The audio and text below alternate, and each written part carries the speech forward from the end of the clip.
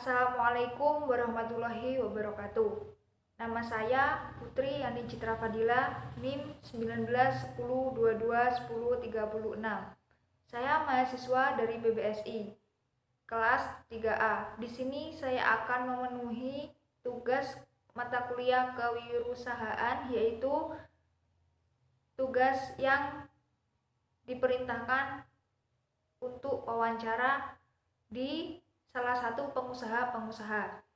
Nah, disinilah tugas saya akan menceritakan atau mengetahui tentang wawancara saya. Sekian, terima kasih, dan silakan disimak atau dilihat. Terima kasih. Wassalamualaikum warahmatullahi wabarakatuh. Iya Pak, siapa nama Bapak? Namanya Ismail Marzuki. Sudah berapa lama Bapak bekerja sebagai ini? Ini pengusaha kayak toko bangunan gitu Pak? Usaha penyediaan barang atau supplier, juga produksi. Produksi artinya mencetak sesuatu barang. Nah, kalau supplier hanya menyediakan, dapatnya pula dijual lagi. Itu supplier. Terus mengapa Bapak memilih bekerja sebagai pengusaha ini Pak? Enggak begitu berisiko, karena keuntungannya kalau di bidang pembangunan kan namanya selama kehidupan tetap berjalan kan pembangunan terus berlanjut. Terus bahan atau material yang saya produksi nggak akan ada rusaknya. Pokok bisa terjual berarti saya sudah mendapatkan untung. Terus di mana Bapak biasanya memasarkan usaha Bapak? Usahanya hanya pada petani. Pokok masyarakat sekitar sini ada dari daerah Puluhan, Ambulu, bahkan sampai ke daerah Gunung Mas.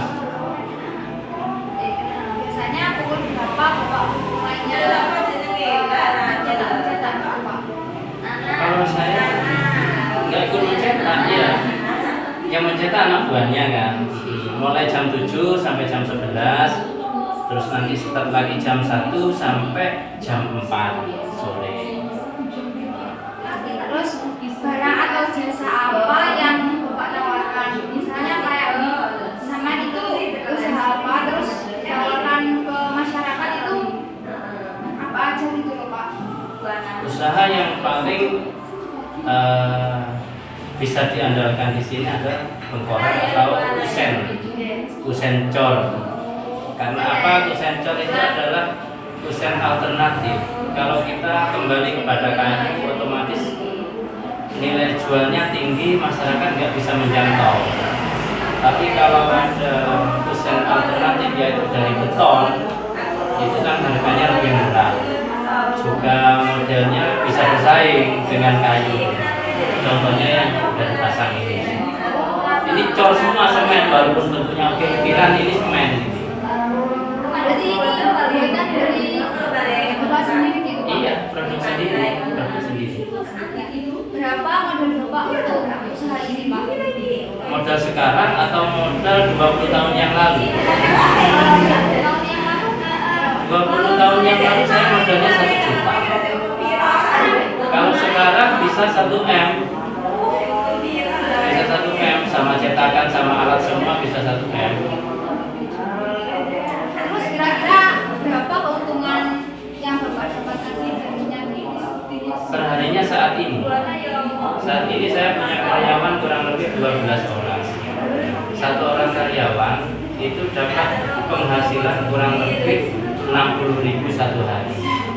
Penghasilan saya dari karyawan kurang lebih sekitar 75%-nya penghasilan karyawan. Berarti karyawan satu penghasilnya ke saya mungkin sekitar 45.000 kali 12.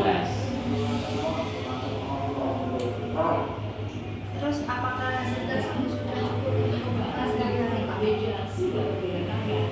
Ya cukup lebih bahkan. Terus bagaimana cara Bapak untuk menarik perhatian konsumen Pak? Saya selalu menciptakan hal yang baru, merancang bangun dan merekayasa istilahnya kalau orang-orang bilang gitu. Jadi sesuatu yang menurut konsumen itu sudah jenuh, saya daur ulang kembali dengan model yang lebih menarik. Contohnya sekarang waktunya kembali ke model klasik yang tadinya udah ngetren sekali rumah model minimalis. Sekarang udah mulai kembali ke klasik. Saya sudah ciptakan atau sudah merancang model kusencor yang bentuk ukiran. Ini contohnya.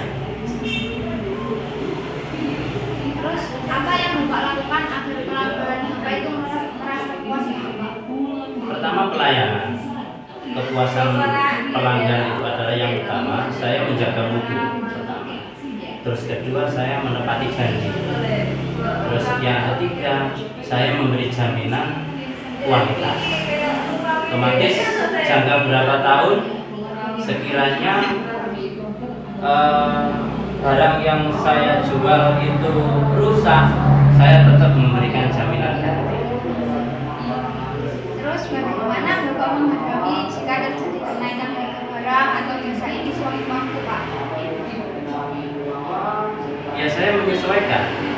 Kalau ada kenaikan harga bahan pokoknya seperti pasir, semen atau besi, otomatis nilai jualnya juga saya naikkan. Apa suka juga Bapak Kalau sukanya ya dapat untung yang pasti. Kalau bukannya, kalau diutang sama konsumen. Karena konsumen kebanyakan itu, apalagi kalau sudah teman dekat ya, kayak tukang-tukang yang biasa ngambil barang ke saya, itu dia ambil barang ternyata dari juragan atau si pemilik rumah yang menyuruh tukang tersebut itu tidak membayar cash. Setelah pekerjaannya selesai, tukang itu juga pergi. Saya sendiri mau nagih juga repot. Nah, itu dukanya.